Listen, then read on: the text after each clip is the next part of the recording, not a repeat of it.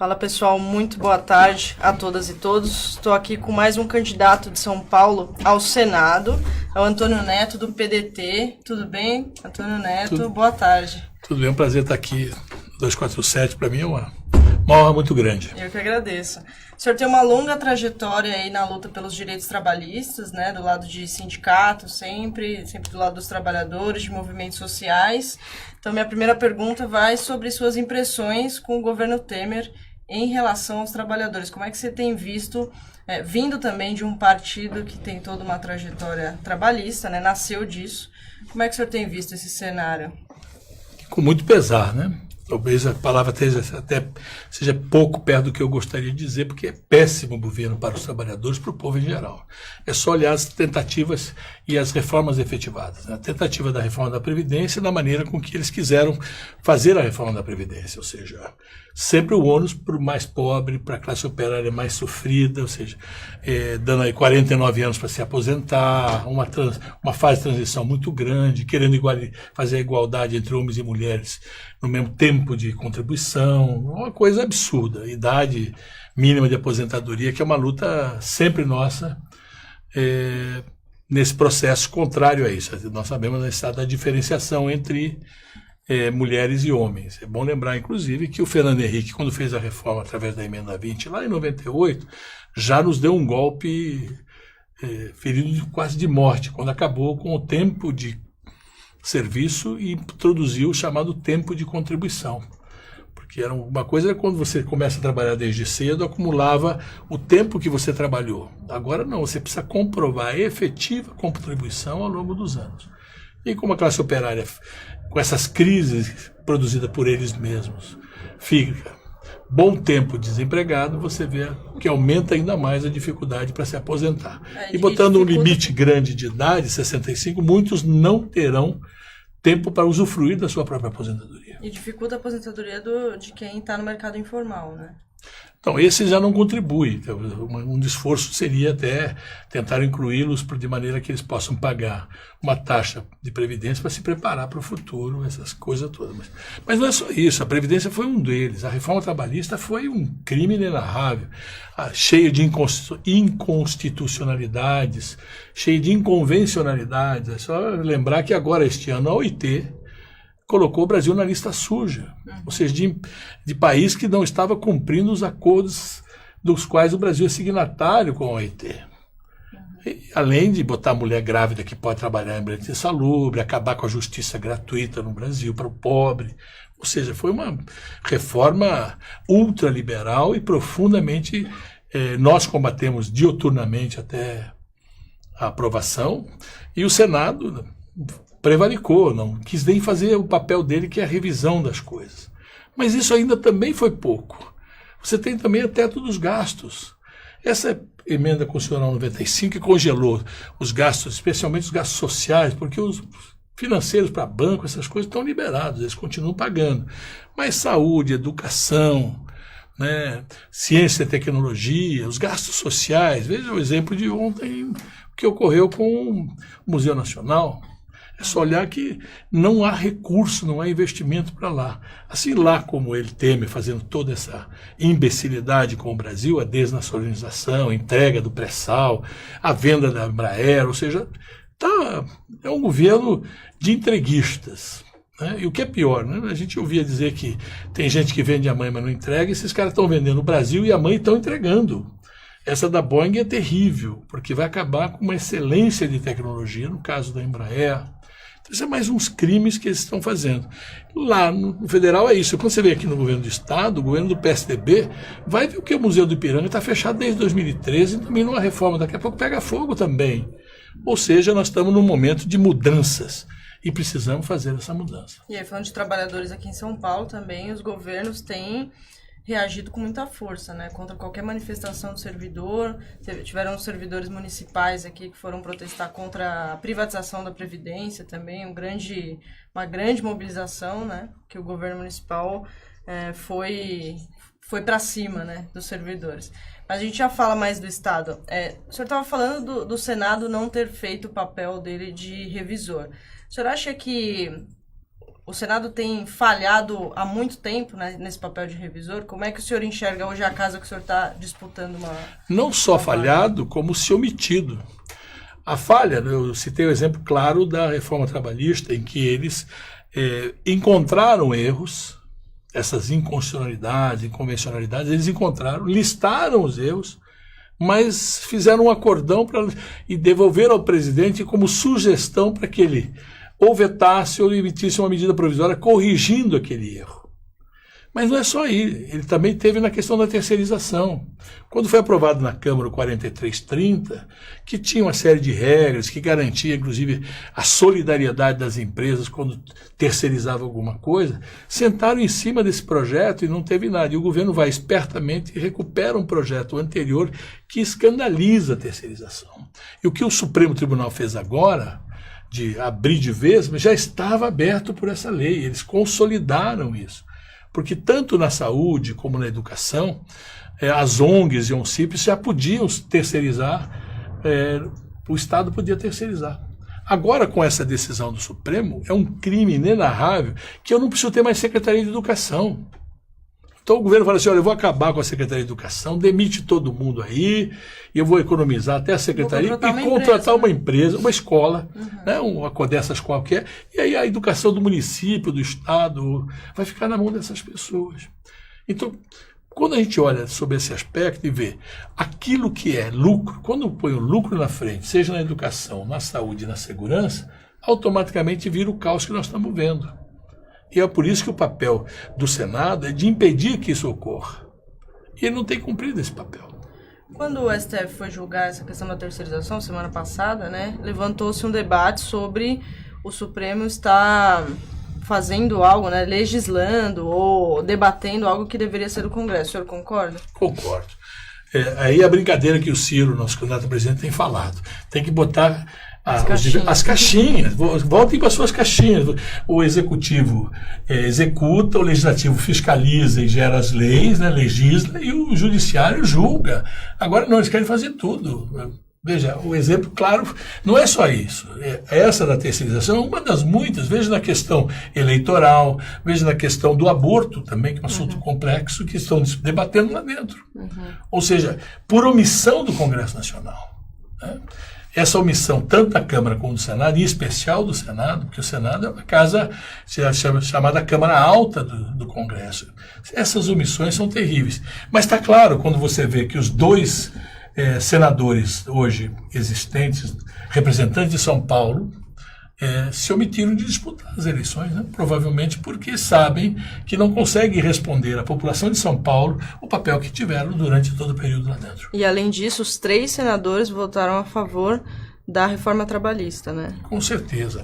E veja, quando você lembra que os 3 que hoje estão lá, e 2 nem vão disputar as eleições, mas vários talvez seja bom, né? Isso é ótimo, mas vários candidatos ao Senado se apresentam de maneira, nos seus programas eleitorais, com pirotecnia, se colocando como grandes estadistas, fui isto, fui aquilo, eu venci isto, eu venci aquilo, mas todos, ou eles votaram como deputados contra os direitos dos trabalhadores, ou o seu partido, que às vezes possam não ser candidatos, não eram deputados, ou o seu partido votou.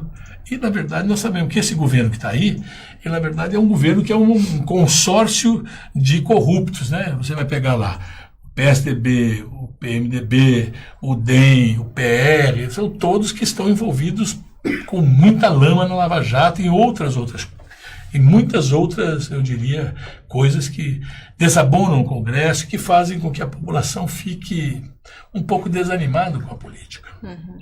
Deixa eu avisar nossos espectadores que esse programa é gravado, então por isso que eu não estou lendo comentários aqui. A gente está aqui fazendo um Palanque 247, onde a gente entrevista candidatos de vários partidos progressistas a diversos cargos nessas eleições. E também não só de São Paulo, né, mas de vários estados brasileiros. Eu estou aqui com o Antônio Neto, que é candidato do PDT ao Senado. Eu queria te perguntar se você enxerga hoje algum representante no Senado que está do lado dos trabalhadores, que é representante dos trabalhadores. Eu lembro que o Vicentinho veio aqui, deputado do PT, aqui de São Paulo, e ele falou, só eu e mais um deputado, dá para se dizer que na prática a gente é representante dos trabalhadores, porque na Câmara eu não vejo mais isso. O senhor enxerga alguém como representante dos trabalhadores na formação do Senado hoje? Tem um, que é o companheiro Paulo Paim, que é oriundo do movimento sindical, foi dirigente sindical metalúrgico, depois virou deputado, depois virou senador e concorre também agora no Rio Grande do Sul para retornar na casa. Fora disso, não tem. Lá, inclusive, é uma coisa interessante, é uma grande oligarquia, você vai ver, são ex-governadores, são ex-prefeitos ou deputados federais que fazem os grandes acordões para virarem, na sequência dos espaços políticos, ocupar esse espaço. E eu acho que chegou a hora de mudar. Aquilo tem que ter mais representantes trabalhadores, até para poder enquadrá-los. Fazer vê-los, essa visão escravocrata que eles têm, a gente precisa botar na cara deles, para eles saberem que não é o Brasil que eles estão imaginando, com esse liberalismo exacerbado, com essa entrega exacerbada, eles precisam tomar vergonha na cara. Embora você não tenha senadores oriundos da classe operária, trabalhadores como o Paim, você tem também outros como o Requião, que é um grande senador, também bastante nacionalista, bastante com teses e colocações bastante pertinentes. A gente tem uma formação na sociedade que representa justamente isso que o senhor está falando, né? A grande maioria é de trabalhadores e a gente tem alguns fazendeiros latifundiários, né, que detém a maior parte da riqueza. E o Senado tem uma representação ao contrário, não só o Senado, né? O Congresso Nacional tem uma representatividade que é o oposto disso. Tem uma grande maioria representando esses poucos e uma minoria representando a maioria da sociedade, né? Que são as mulheres, os negros, os trabalhadores. Como é que a gente muda isso, Neto? Duas maneiras. É bom lembrar aquela história das bancadas que temos lá. Isso é uma coisa horrorosa. A bancada da bala, a bancada do boi, a bancada da Bíblia. Não tem bancada de trabalhadores, não tem defensores do povo brasileiro. Como é que mudamos isso? Mudamos olhando para os olhos dos nossos trabalhadores, povo em geral, mulheres, negros, olhando para os olhos e dizendo o seguinte: vejam a importância do seu voto. Não há outra saída para nós no Brasil se não for através da política. Em que pese a elite queira que nós pensemos que política é uma coisa suja, que a política é coisa de corruptos. Pelo contrário, é isso que eles querem, que nós nos afastemos. E não dizem sequer, Gisele, veja você que coisa absurda. Eu não sei se você sabe, quando você não vai votar, por exemplo, você paga uma multa por não votar. Uma multa irrisória. R$3,50. Na última eleição, foram 90 milhões de reais que foi recebido por essas multas. Nossa, tudo isso? Tudo isso. Sabe para onde foi esse dinheiro? Não. Vai para o fundo partidário. Vai para aqueles partidos da elite que têm representação, porque a classe operária, o povo, os trabalhadores, eles não vão votar ou votam branco e nulo, mas a elite, ela não deixa de votar. Então o recado é, se você deixa de votar e paga uma multa, você está beneficiando os partidos da elite, que são os que têm mais representação, que tem mais dinheiro. É só olhar, se você pegar a lista de dinheiro dos partidos, você vai ver que os partidos mais conservadores que tiveram mais recursos. É um absurdo isso, né? Os partidos menores, os partidos mais compromissados, mais progressistas, estão com dificuldades econômicas até para suas candidaturas. Mas dizer a esses trabalhadores que, na verdade, tem que saber a importância dele votar. E o que é o voto? O voto é uma procuração. Ao olhar, na hora que você for votar, ao botar lá 1, 2, 3, que é o meu número, por exemplo, você está votando, você está me dando uma procuração para que eu represente os interesses os interesses dos trabalhadores no Congresso Nacional. É assim quando você vota num deputado federal, no deputado estadual, no governador, no presidente. É uma procuração para que nós possamos representá-lo dentro da realidade do Congresso Nacional e ajudar as transformações que o Congresso Nacional precisa e deve fazê-la. Agora, o eleitor, ele também tem ele não dá muita atenção para os votos do Congresso, né? Ele olha muito para a eleição presidencial ou de governador, né? As majoritárias, mas tirando o Senado aí nesse caso. E muitas vezes, eu em contato com muitas pessoas, eu vejo que elas não fazem nem ideia em quem votar para o Congresso Nacional. Como é que tem sido o seu discurso nas ruas durante a campanha para conscientizar o eleitor que o voto do Congresso é tão importante quanto o de presidente da República?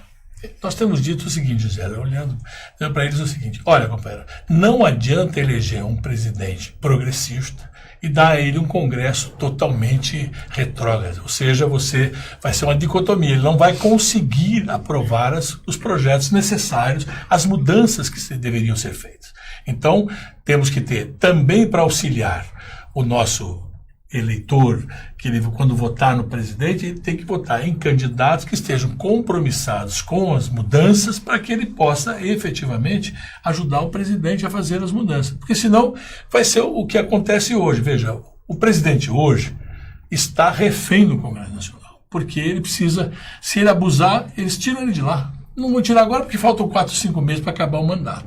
Mas você viu, tiveram 2 votações em que ele, por um pouco mais do mínimo necessário, não foi destituído do seu cargo. Então, agora, precisa ter bancadas comprometidas com as reformas, comprometidas com as coisas que precisam ser feitas no Brasil. Vamos dar 2 exemplos para você. Precisa retomar as obras que estão paradas. São mais de 7.000 obras paradas no Brasil. Então precisa de dinheiro do Fundo de Garantia, do FAT e de leis que possam ajudar o presidente que queira retomar isso a retomar de maneira concreta com recursos para isso. Precisa, primeiro, uma coisa que Ciro Gomes tem falado diuturnamente: minha primeira tarefa é quebrar essa história do congelamento do teto do gasto. Não é isso? Está congelado por 20 anos. Precisa quebrar essas amarras, porque senão não sobra dinheiro para retomar a obra, não sobra dinheiro para educação, ciência e tecnologia. Aí ele vai fazer uma coisa do SPC. Ele está falando, né, do SPC. Vou tirar 63 milhões de pessoas do SPC para pegar uma das molas propulsoras da economia, que é o consumo. A partir daí, precisam de leis que nos ajudem a que ele possa fazer isso. Não é só um decreto ou só uma burocracia da Fazenda que ele vai conseguir fazer isso. Precisaria ter votação. E aí você vai para todas as outras coisas. Nós precisamos gerar empregos, nós precisamos precisamos acabar, por exemplo, com esse sistema de educação que foi aprovado nesse governo Temer. Imagina, ele fez uma reforma de educação por medida provisória. Sem debate com Sem debate com a sociedade, comprometendo tudo. Ou seja, não tem nada que preste feito por esse governo nos últimos 2 anos. Nós temos que mudar para que possamos implementar um novo Brasil. Por isso que temos modestamente ofertado ao país um projeto nacional de desenvolvimento, ou seja, retomando as questões que precisamos ter. Agora, a gente estava falando aqui de reforma trabalhista, né, de terceirização irrestrita e de reforma da Previdência, que o Temer não conseguiu aprovar, mas queria muito, né, e que ia prejudicar também os trabalhadores. E aí mais para frente, né, o próximo governo, dá para reverter isso? Dá para a gente revogar essas propostas do Temer que foram aprovadas e que já se mostrou que piorou a situação econômica do Brasil? Eu acho que hoje já está claro para a população, para o povo em geral, para os trabalhadores, que essas reformas são realmente voltadas para a elite, não para os trabalhadores. Então, eu acho que é possível revogá-las. O presidente Ciro tem colocado como uma das suas propostas revogá-la e fazer uma reforma trabalhista com a ótica do trabalho. Melhorar o que tem que ser melhorado.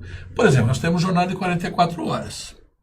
A última vez que reduziu-se jornada no Brasil foi há 30 anos atrás, na Constituinte de 88. Porque de 43 a 88, a jornada era de 48 horas. De 88 mudou-se para 44 e a partir dali, até agora, 30 anos depois, não se mexeu em jornada de trabalho. Mas as empresas, e é só olhar, produtividade delas cresceu exponencialmente com robótica, com informática, com todas essas modernidades.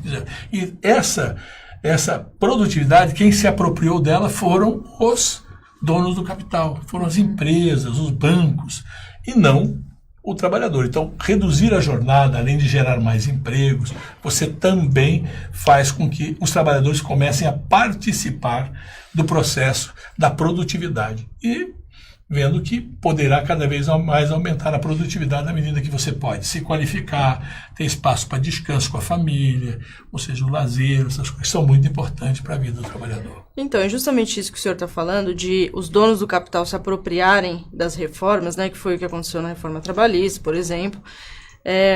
Esses acordos são muito difíceis, né, no Congresso, porque a maioria dos parlamentares são financiados por esses empresários, e aí eles atendem a esses interesses. Como é que se senta numa mesa, sendo o senhor parte da minoria que vai defender os trabalhadores, com alguns parlamentares ali, e a maioria defendendo o grande capital e sendo financiado por eles também? É isso. Você tenha claro que você está falando uma coisa verdadeira. Você pega o Rogério Marinho, foi relator e que criou esse problema na reforma trabalhista. Ele está sendo financiado pelos empresários. Já recebeu mais de 400 milhões de reais para ajudar a sua campanha. E nós, trabalhadores, né, não temos essa oportunidade. Pois bem, como é que nós vamos fazer isso? O presidente Ciro tem como tarefa, ele diz o seguinte, ele é eleito, os primeiros 6 meses, normalmente, é quase que um poder imperial. Isso historicamente em todas as campanhas, em todas as posses de presidente. Vou dar um exemplo para ficar transparente para você. O Collor confiscou a poupança e até o STF, o Supremo Tribunal Federal, aprovou o confisco da poupança, que é coisa que desestruturou todo mundo. Ou seja, é possível nos primeiros 6 meses você propor algumas reformas e que, embasado pelo voto popular, sendo guindada a presidente da República com uma maioria bastante ampla, com votação bastante substanciosa, você fazer as reformas. Em não conseguindo, a proposta nossa é de consultar o povo, através ou de plebiscito, ou através de referendo. E aí você vai depender de como caminhemos as propostas que tenhamos. A gente tem hoje mais de 3 milhões de desempregados, né? E como é que é a proposta tanto do governador, candidato a governador do PDT aqui em São Paulo, Marcelo Cândido, quanto do Ciro Gomes para reduzir esse número de desempregados? E o seu trabalho nessa parceria aí? A ideia, inclusive, do primeiro ano gerar 2 milhões de empregos. E vai gerar em escala tanto para a área federal, nos demais estados, como também refletir em São Paulo. Por exemplo, estão paradas todas as obras. O Brasil parou. Houve um processo aí de corrupção com as empresas e de maneira leviana, puniu-se as empresas ao invés de prender os corruptos, como se faz em qualquer país do mundo. Quando tem um problema de corrupção, não perde o CNPJ, vai em cima do CPF, prende os caras e põe na cadeia e a empresa continua com seu expertise, aquelas coisas todas, porque as empresas têm um papel social também, né? Ao gerar empregos, gerar salário, essas coisas todas. Ao retomar o desenvolvimento, esses 2 milhões de empregos, Minha Casa Minha Vida, tem muita obra da Minha Casa Minha Vida parada. E temos dinheiro no fundo de garantia próprio para isso. Outro projeto, de interesse, inclusive, socioambiental, que é saneamento básico. Segundo o presidente Ciro, é só umas mudanças burocráticas na legislação que você pode liberar dinheiro para os municípios, para os estados, para fazerem saneamento básico, que é uma coisa que vai gerar duas vantagens. A primeira, gera emprego imediatamente, porque a mão de obra não serão mão de obras de alta tecnologia ou de mão de obra qualificada, principalmente da construção civil. E segundo, vai resolver outro problema, que é o problema da poluição que nós temos nos nossos rios, essas coisas todas. E sabendo que a hora que a indústria da construção civil, seja na construção de casas, seja de obras de infraestrutura, seja de outras coisas que possam ser feitas na construção civil, ela, ao gerar muito emprego, ao mesmo tempo ela também arrasta a economia. Porque na medida que ela precisa dos insumos para fazer aquelas coisas todas, as outras áreas da economia começam a ser recapacitadas para a produção dessas coisas todas. Veja, nós estávamos com o estaleiro produzindo navios cargueiros de petróleo ou mesmo as nossas plataformas, tudo isso foi parado. Se nós não retomarmos isso, nós não vamos ter condição efetivamente de participar do progresso do Brasil e tirar desse momento as coisas que precisamos. O Ciro fala bastante da retomada da indústria, né? E falando nele, o senhor tem feito campanha junto com ele aqui em São Paulo? Toda vez que o presidente vem a São Paulo, nós caminhamos juntos, ou fazemos parte de coisas juntas, né? Todos os eventos do Ciro em São Paulo, tanto Marcelo Cândido como eu, outros deputados federais e estaduais que podem compor a nossa chapa, estamos presentes junto com ele para poder não só levar a mensagem, como também nos apresentar cada vez mais para o nosso eleitorado em São Paulo. Então a imagem está sendo bastante associada ao candidato a presidente, né? Como é que as pessoas têm recebido essa candidatura do Ciro e a de vocês junto, do governo do estado, do Senado? Muito bom. Especialmente eu posso dizer, eu tenho me apresentado como senador do Ciro em São Paulo. Para ajudá-lo a fazer as transformações, as reformas e as implementações necessárias. No exemplo da reforma tributária fiscal que nós precisamos fazer. Rico não paga imposto nesse Brasil. Então, como é que você muda isso mudando essa pirâmide que hoje ela é totalmente regressiva, em que o mais pobre paga mais imposto e o mais rico paga menos imposto? Fazendo uma reforma tributária de tal maneira a inverter essa pirâmide. A partir daí, precisa de um senador, precisa de deputados federais. E no governo do estado é a mesma coisa. Não adianta você ter um governo do estado hostil ao governo federal e vice-versa. Você eleger Marcelo Cândido e não eleger Ciro Gomes, que você teria um governo hostil nessa mesma linha. É óbvio que nós vamos ter cada vez mais, junto com o presidente Ciro, nas andanças em São Paulo, a maior ligação entre nós, para que o povo saiba, esses são os candidatos de Ciro Gomes, para que nós possamos ajudá-lo a fazer as mudanças necessárias. O PDT aqui em São Paulo chegou a anunciar apoio ao Márcio França, né, o atual governador, mas depois foi rompida essa aliança porque o PSB fez um acordo com o PT e disse que não ia apoiar nenhum candidato a presidente, né? E vocês precisavam de um palanque para o Ciro, né? Como que nasceram essas candidaturas aqui do governo do estado e a do senhor também? Porque o PDT reivindicava uma vaga no Senado nessa coligação do PSB, o que não aconteceu, né? Essa candidatura ao governo do estado nasceu com o principal objetivo de dar um palanque para o Ciro aqui em São Paulo? Em princípio, a gente pode até imaginar que seja isso.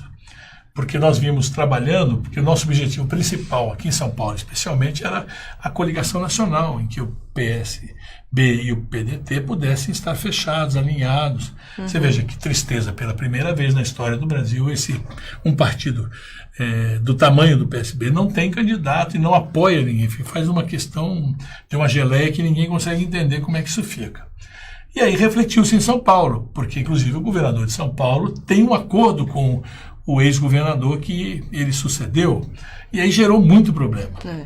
E aí você vai, primeiro momento, pode parecer que é dar palanque ao Ciro Gomes em São Paulo. É óbvio.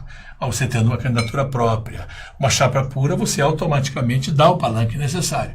Mas quando você começa a olhar os candidatos e começa a olhar as propostas que nós temos enquanto os candidatos, tanto do governo como o Senado e a presidência, você automaticamente vira player. E ao virar player, há uma novidade no cenário paulista, uma proposta de um candidato ao governo do estado, que é o Marcelo Cândido, que tem conteúdo, tem forma. Foi prefeito de uma cidade importante, foi presidente do que chama o consórcio de cidades do Alto Tietê, ou seja, é um homem experiente.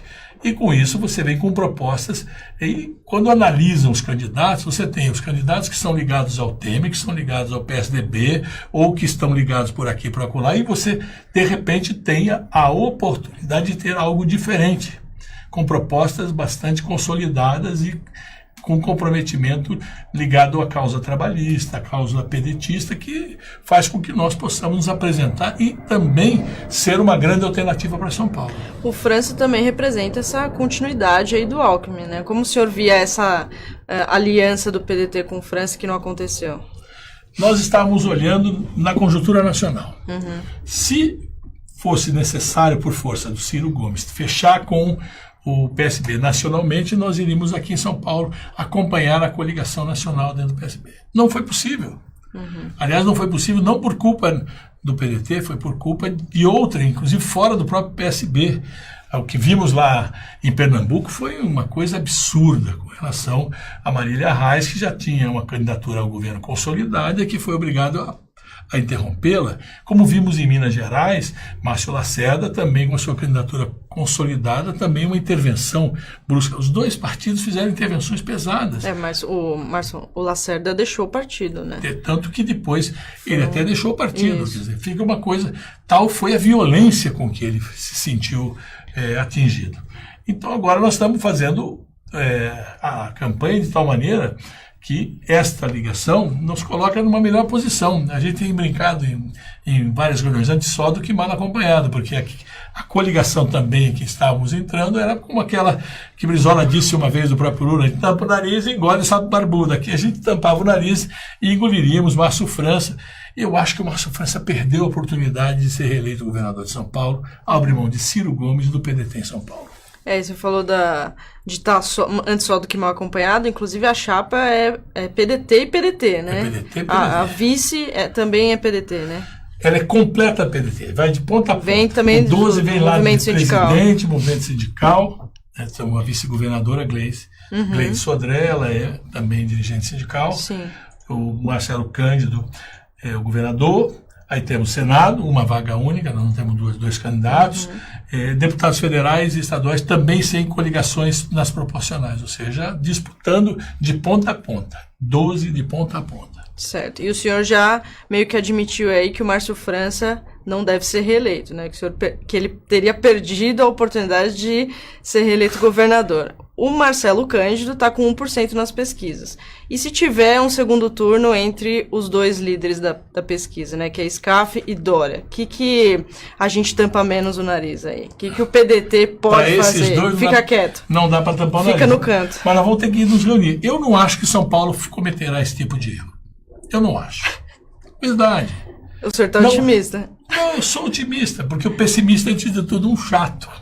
Né, para não dizer que é preguiçoso, porque diz, não vou fazer porque não vai dar certo. Vou tentar ser mais otimista. Então. Temos que ser.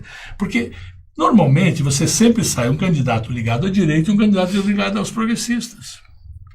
Então, nós achamos que podemos ser esse candidato progressista para ser a disputa do segundo turno em São Paulo. E a história de pesquisa é assim, quem você votaria agora? Né? Bom, agora, quais são os nomes que eu tenho aí? Bom, agora, à medida que a coisa avança, as propostas vão aparecendo, as discussões vão sendo feitas e o povo pensa e olha. Eu tenho brincado às vezes que eu olho para os companheiros e digo assim, o que é que você vai comer hoje à noite em sua casa de jantar? Eu estou falando de uma coisa pessoal, do seu dia, e você não sabe o que você vai jantar hoje à noite. Imagine a eleição dia 7 de outubro para definir quem é o governador. Temos muito chão pela frente. E só nos dá a oportunidade de mostrar as nossas teses, as nossas propostas. Há pouco tempo atrás diziam que o Ciro não tinha chance alguma. O Ciro hoje, já em pesquisa, já está em segundo lugar. E nós achamos que ele deverá até passar para primeiro lugar, porque até quem está em primeiro lugar é um candidato que para nós não reúne nenhuma condição sequer para disputar o segundo turno. O Ciro ainda está atrás da Marina, né? E o senhor está falando segundo tirando o Lula. No BTG tirando Pascoal o PT dessa como um todo. semana, no BTG Pascoal de ontem, ele está em segundo lugar na frente da Marina. E aí o senhor não estaria considerando nem o Haddad? Não, nós estamos olhando o nosso candidato. Não, eu digo nesse cenário que o senhor está não vai. Lá também, tanto lá como aqui, não vão dois candidatos de esquerda ou dois candidatos de direita, ou dois candidatos progressistas ou dois candidatos retrógrados. Não vão. É um para lá e um para cá. E o senhor acha que vai o Alckmin ou o Bolsonaro? Eu acho que vai o Alckmin. Você acha que vai o Alckmin? Você acha que o Alckmin cresce ainda para alcançar o Bolsonaro e disputar a segunda vaga? Eu acho. E o senhor acha que o Lula não transfere votos para o Haddad? O suficiente para ir para o segundo turno? Eu acho difícil. O exemplo de 4 anos atrás, de 8 anos atrás, já fez uma transferência muito grande de votos, muito embora estivesse sempre ao lado, na televisão e falando. Agora vai ser mais difícil. E são raros os casos de transferência de voto. O Lula também é uma figura fantástica que tem no coração do povo, na mente do povo, todo um compromisso que fez com o povo. O seu governo foi um governo que incluiu muito. Você vai lembrar, Getúlio transferiu voto, Brizola transferiu voto e Lula vem agora, afastado de todo o processo, tentar transferir os votos. E vamos ver, eu acho que não transfere na proporção que estão esperando que transfere. Dada a decepção geral do povo para com as coisas da política nos últimos tempos. O Ciro contou um episódio que o PT teria chamado ele para fazer parte dessa chapa tripla, né? Com Lula, Haddad e Manuela, que se formou depois, né? E E ele disse que se sentiu ofendido, né? Não gostou desse convite porque ele tem uma candidatura própria e não deixaria esse nome. Na verdade, ele esperava um apoio do Lula ao nome dele. Como é que o senhor vê esse episódio? O erro, não sei se o Ciro contou-nos que foi. Então nós temos claro que isso é uma verdade. Estou contando a versão dele. Esse convite veio na última semana. Uhum. E nós já tínhamos feito convenção nacional, tínhamos aprovado o nome do Ciro. No primeiro dia das convenções, dia 20 de julho, nós fizemos a nossa convenção. Uhum. Se esse fosse um convite sério, por isso que ele ficou ofendido, Gisele. Se é uma coisa séria, essas coisas tinham que ter sido conversadas antes do início das convenções. Você acha que não foi legítimo, então? Não. Eu acho que foi jogo de cena, ou foi uma maneira até de desprestigiá-lo. Por isso que ele se sentiu ofendido. Entendi. Como é que o senhor vê o cenário entre PDT e PT no cenário nacional? E aí, indo além desse episódio, o senhor acha que PDT e PT tinham que estar junto de alguma forma? E se sim, como? Olha, em vários estados o PDT apoia candidatos do PT. Vou dar um exemplo. Mas a presidência. Mas eu estou dizendo que faz parte, como é que você vai conviver com tudo isso? Você pega Camilo no Ceará, é apoiado. Mas são sempre cenários diferentes. O PT está se aliando com o PMDB aí, né? Então, ele está errado. Então, aí nos estados a gente sempre vê umas coisas estranhas. É bem esdrúxulo essas questões, né? Esdrúxulo demais para aquele que disse que tomou um golpe e daqui a pouco se aliando em 15 estados com os que tem de mais carcomido aí, que geraram o tal do golpe que nós sabemos que ocorreu em 2016. Pois bem, eu creio que havia possibilidade de você ter uma candidatura única daquela progressista. É uma pena que muitos achavam que para ter essa candidatura única tem que ser a minha candidatura. Uhum. E nós estávamos nos preparando, o PDT e o Ciro, há mais de 2 anos discutindo um projeto nacional de desenvolvimento, um projeto diferente, corrigindo os erros do governo do PT, que nós temos críticas a algumas coisas do governo do PT. Né? É só você olhar quando você tem Gedel Vieira Lima na Caixa Econômica, quando você tem Eduardo Cunha presidente da Câmara, uma série de coisas que levaram a alguns erros que atrapalharam bastante o Brasil para ter colocado nessa situação. Agora, se poderíamos ter, eu achava que eu particularmente, agora eu vou falar não partidariamente, mas pessoalmente, eu achava que o PT poderia humildemente ser o vice, o Haddad seria um excelente vice para o Ciro Gomes, uma grande composição nacional, e nós poderíamos nadar de braçada nessas próximas eleições. Uhum. Muito bom. Neto, queria te agradecer muito pela entrevista e pedir para você deixar uma mensagem final aí para os eleitores, se quiser falar seu número. Eu queria agradecer a honra de estar aqui no 247 conversando com vocês, mas acima de tudo dizer ao povo brasileiro, a quem nos assiste, olha, não vamos desanimar, nós temos aí um bom tempo até a eleição, devemos correr atrás do voto, convencer aquelas pessoas que estão dizendo que vão votar nulo, branco, não vão votar, de que temos uma responsabilidade. Se nós não votarmos, nós, povo trabalhador, nós, povo mais sofrido, a elite vota. A nossa omissão é que deixa com que eles efetivamente assumam a condução do Brasil e do Estado. Ou nós participamos, ou depois não vamos ficar chorando 4 anos, porque vai ser muito pior. Então, temos que ter o compromisso e humildemente oferecemos uma candidatura a presidente, um presidente com um projeto nacional de desenvolvimento, ofertamos um candidato ao governo do Estado de São Paulo, Marcelo Cândido, também com um belo de um projeto para nós respondermos à necessidade de São Paulo e acabar com esta questão que 24 anos o mesmo grupo político, o mesmo partido político domina São Paulo, precisamos quebrar essa hegemonia.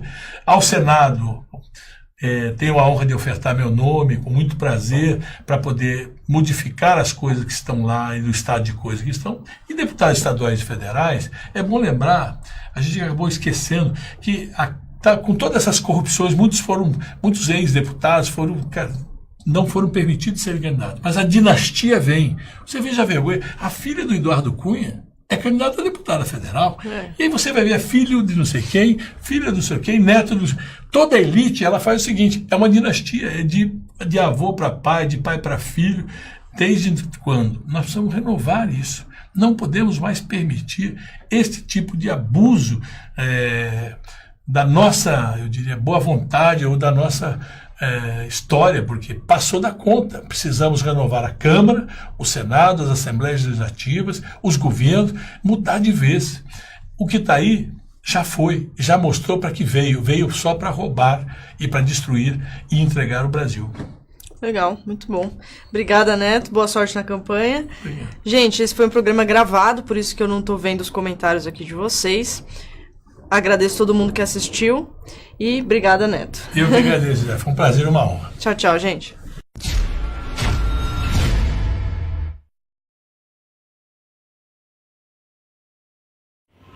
O portal Brasil 247 está iniciando agora uma campanha de assinaturas solidárias. Num momento como esse, de avanço do conservadorismo, do discurso de ódio e de intolerância em toda a mídia, é mais do que importante fortalecer os meios democráticos e que dão voz aos movimentos sociais. Por isso, eu apoio essa campanha do Brasil 247.